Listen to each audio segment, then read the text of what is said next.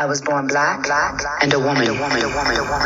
I am trying to become the strongest person I can become, to live the life I have been given, and to help effect change toward a livable future for this earth and for my children.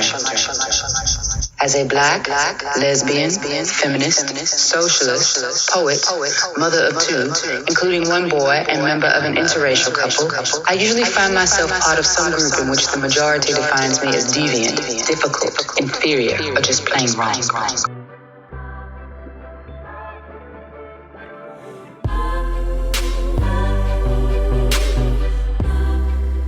My name's Chloe, my pronouns are she and her. I'm a Brummie living in Manchester.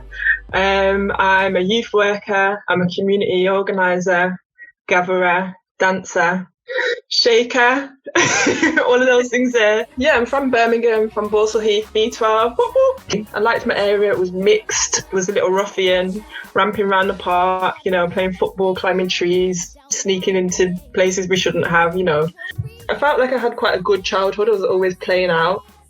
And Birmingham I felt like was a cool city. There were queer people about. Well, LGBT people really. I don't know if I'd describe people as queer back then. And and then I went to uni in Liverpool and was seeing somebody who lived in Manchester vibe. So every weekend I was coming over to Manchester. So when I finished my degree in Liverpool, I was thinking, this isn't my city, man. I need to move to Manchester. So that's how I ended up here. And how many years later is that? 8 years later, I'm still here. So 8.5 years, yeah. Wow, so that's been a bit of a journey, just like it's now your home and like part of you and your identity and the vibe that you found here and the community. Yeah, and I feel like it's mad because I feel like really like I grew up as a child in Birmingham, but I don't feel like Birmingham is my city in that way. Whereas Manchester's like, I feel like I've grown here now. It feels like my home. I feel like I can say our kid. Yeah, you would have that's not in my tongue. You're right, our kid. Yeah, so I'm like, switch between Bab and our kid. But yeah, I feel like Manchester just feels like the spot, the home. Let's talk about Rainbow Noir and how that began, the origins of that, how it's come today, because it is such an integral part of the Manchester queer community. Yeah, it's mad to think about it, Even when you say that, it's mad to think that it is. It is. I feel like massive. It's weird because in my head I feel like I know that, but then when you say it, it's like right, it's actually big. You downplay stuff, but yeah, man, it started. So the person who I was seeing, who lived in Manchester, she knew a few other black queer women who I think were just fed up. Like, it was kind of feeling like black spaces weren't necessarily recognising and making space for conversations about queerness, and same with LGBT spaces. So it's that same old story of like, who's recognising us? Everybody's erasing us, or diminishing the gatekeepers. The gatekeepers, do you know what I mean? And it's about like people wanted to, I feel like LGBT people wanted to do stuff but they didn't, or they wanted to listen but they didn't. It's like, tell me about your stories, and you tell them their stories and they'll be like, yeah, but that happens for white people, and you're just like, move, man. Like, it's tiring, that same old thing. And there became a point where my partner and these other two people at the time were like, let's just do something ourselves. And they had connections with somebody at the LGBT centre, and they were like, yeah, you can have the space. And because they gave us the space, that was it really. We just started meeting. We put this is the time when people had magazines, free magazines. I feel like that's not a thing no more. But what was the magazine called? Out Northwest. I think it was. We advertised the group in that, and they had there was a black gay group in Manchester some years before, and I think there was drama and it kind of disbanded. So I think they also sent it to that kind of mailing list, and just put it out there and met, and then it just spiraled from there. It started really small, and I remember, the first, it's interesting, we've got the scroll of when we chose the name, and we were like, Nubian, like family, LGBT family, noir, and I can't remember who said noir, but it was like, yes, rainbow noir. It was just like, everyone was Wasn't like, that yes. Darren Hamilton? Remember when was that him? Oh, that's mad, because I've actually got that scroll, and you can see the ones we've like crossed through, and then we've ticked I love them. It. And that's an artifact. Do you know what I mean? So we had that first meeting, and then we were meeting every 2 weeks at that point, and I was still living in Liverpool. And then I feel like in the summer, so yeah, that was February, just straight away took on a role. So I was just thrust into it. I was involved since then, really. And it's just grown and grown and grown. And over the years, people have moved away and stepped back and done other things with their life. And I feel like I've stayed here the whole time. So I've seen it kind of from the very beginning to now, 8 years later, when it's like, you know, some of the first meetups we might have had 4 or 5 people, and now it's like 40 sometimes, you know, in that LGBT centre, sweating up the place, filling it with love. And yeah, man, it's nice to look back and think, wow, you know, we started from a really small, cute, humble little space, and yeah, it's wild to think we're 8 years now, and such a name as well. Like, I feel like people really know it and get connected, make friendships, make lovers. Yeah, it's nice, man. Yeah, all the connections and like the moments and the networking that's happened in that space. It really helped me personally. I know it's helped so many other people, and it's just massive that it's 8th birthday today. I know. It's wild, man. And it's just so nice. I think what I always look back on everyone and think so grateful for is just that people come along with a good vibe, man, and just that link and that energy. Like, I look at groups of people in Manchester and I'm like, oh, you've met at Rainbow Noir, and look at your big friendship now, or look at your relationship now. And, the catalyst. It's those moments, you know what I mean, where you're like, oh, you know, you've found each other in that space.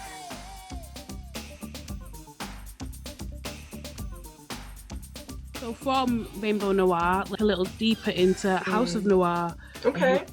So in terms of like the whole dancing and your love of music and Vogue and all the boring vibes, how did House of Noir come to light or come into fruition?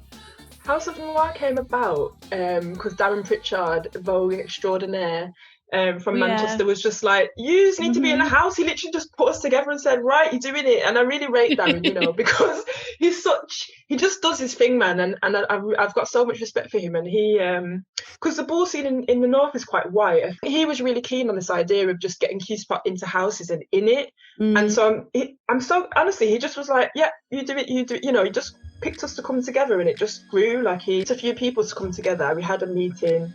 We had some lessons on how to walk, and then that was it. It's wild, you know, because actually the year before there was the big House of Suarez ball in Manchester. Liverpool. Oh, was it Manchester? Yeah, well, they happen twice a year in both cities, and I remember being on the front row, and Ricky. Well, I remember that night. It was so good. And he gets people up on stage, and I was like, me. And I did some sachet with Ricky. I remember. It was so cool. I was going, yes, go on, girl. My man did the splits. So he was like asking me to copy him. And I was like, no, I got to. It was mad. Everybody watching me. So I feel like that happened. And then, it must have been like half a year later, Darren was like, right, let's start a House of Noir. You know, you've got such a big network. There's so many people in Rainbow Noir, like, let's put something together.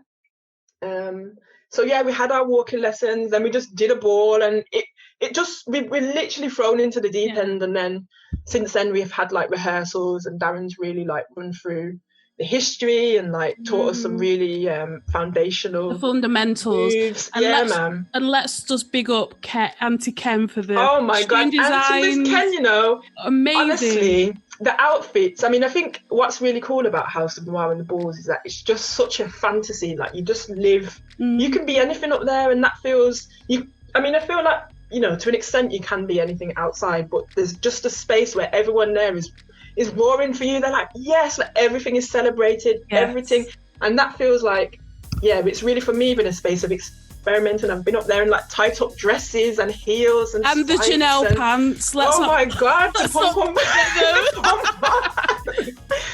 you know what I mean? And it's like, what? I've literally just walked down the runway in front of a couple thousand people in some pom-pom pants.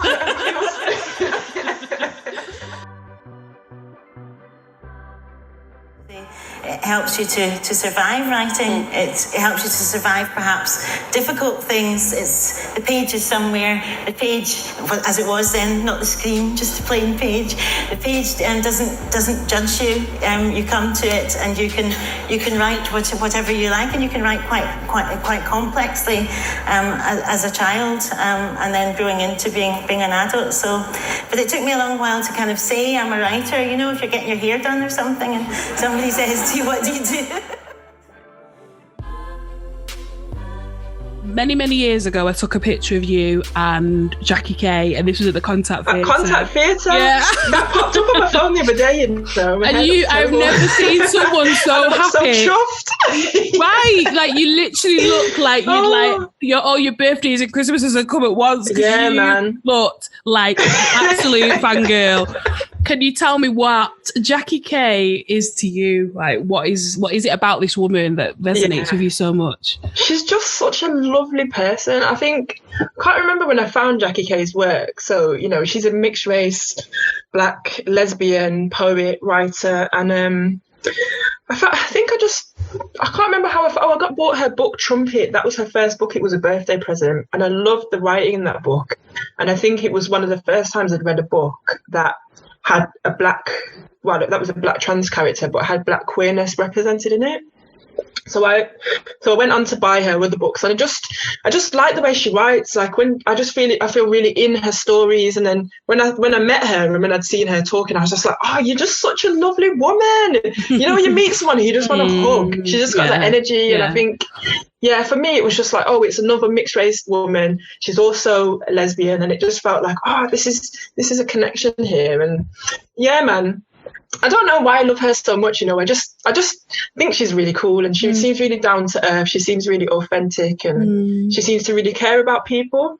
So the fact that she's also, mixed race Black woman and queer as well, I'm just like, you're just like, she's a really, I'm smiling talking about her.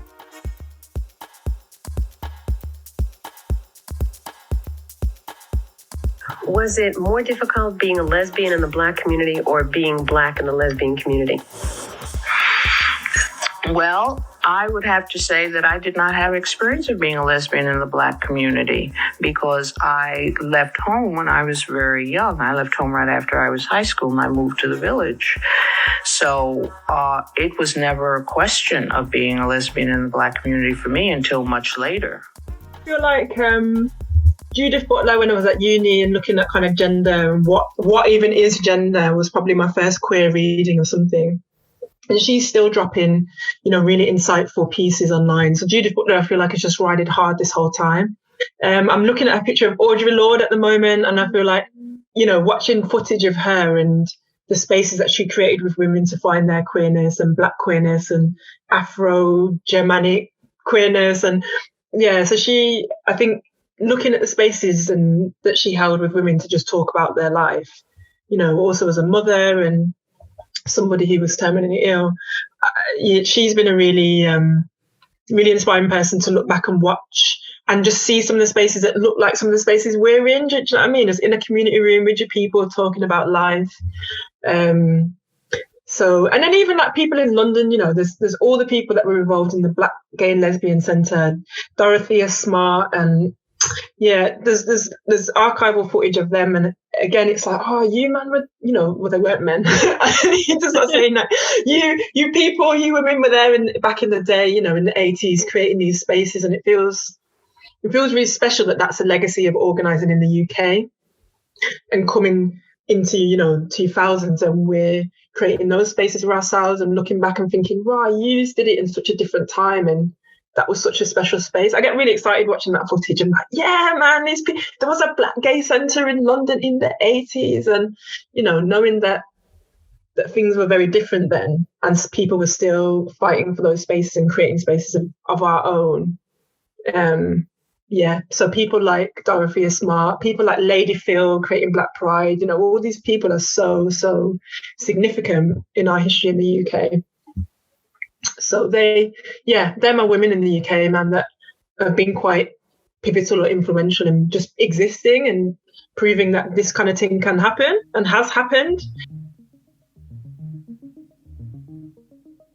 One of my biggest things is that I just want people to be happy. And that's why I do, the youth work that I do and that I do, because when you find yourself, feel really happy about who you are. Absolutely. And live all of who you are and celebrate it. It's such a good feeling.